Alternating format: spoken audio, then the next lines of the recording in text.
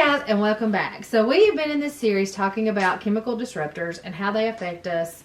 And last week we really talked a lot about like the environmental working group and places to find like natural cleaning products. We'll link that video and you guys check that out.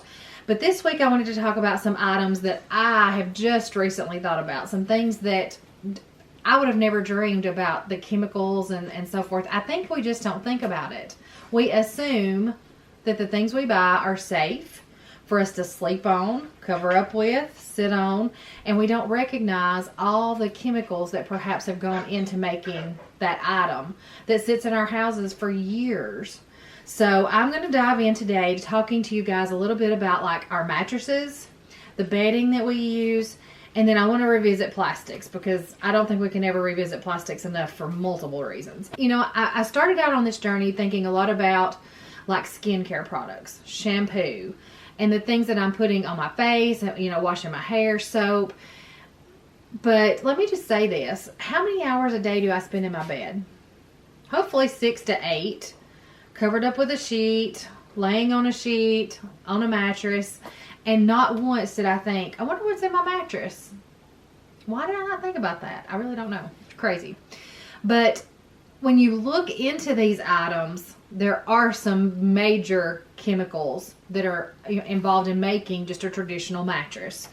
So I started looking into it. I also let you guys know some alternatives that I'm looking into for myself. But there are some fillers that come in our mattresses, and they're 4 common ones: foam, synthetic latex, flame retardants, and vinyl. So all of these have different aspects of chemical makeup that can give chemical gases off into the environment that can act in our bodies like a heavy metal, like a toxin. And so when you stop and think about the I guess the hugeness of that, I don't know if that's even a word, I just made it up if it's not. It's really kind of overwhelming to me, like to think about all the time I've spent trying to improve my health without thinking about these basic things. Mattresses are a big one because there is a lot of chemicals that go into making that mattress, and the flame retardant requirements that go into that a lot of times. So mattresses are a big one to think about.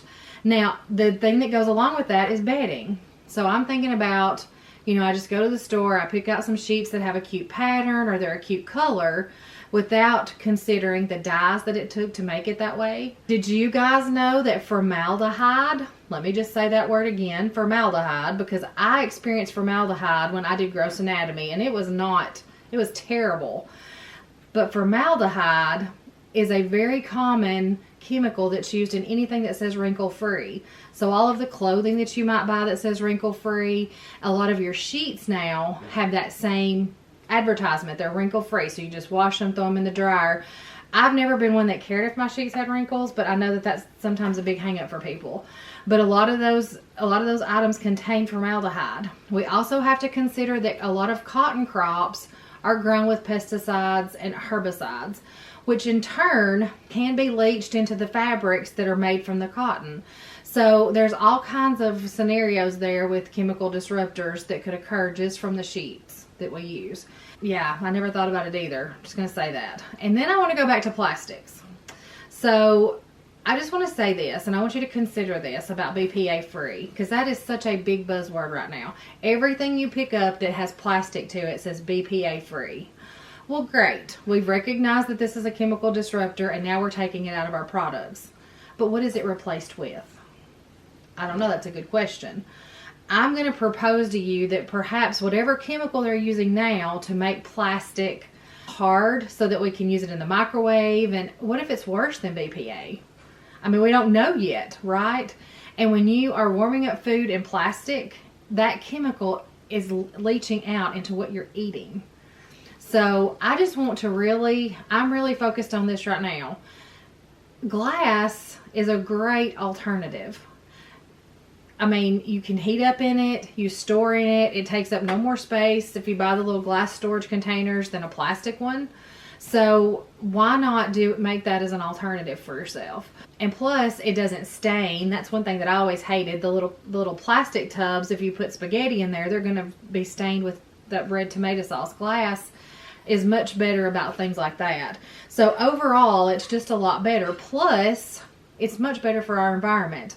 Glass can be recycled and reused, where plastics, once we're done with them and throw them away, they never break down in the landfill. They're ended up being in our oceans and causing all kinds of environmental disruption too. So I just wanted to throw that in about the plastics, because I know I've kind of talked about that, but I just don't think we can emphasize enough how important and how easy of a switch that is. When your plastic stuff wears out, replace it with glass. I mean, that's just a simple fix. So I wanted to talk to you a little bit now about where to shop. How do you find organic cotton products? How do you find mattresses that are made with less chemicals and natural latex and things like that? So I have recently made a purchase from Brentwood Home, and it was a podcaster I listened to that recommended them, and I bought a pillow. And I love it. It's absolutely great. So I also bought a yoga pillow. So I've purchased those two things, and both of them I've been very pleased with.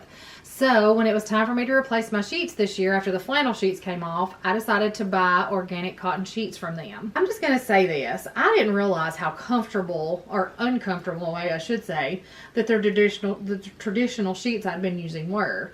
These sheets are so soft. I always pictured them as being too slicky. I don't care for that, but these are not like that at all. They're very soft. They're very comfortable.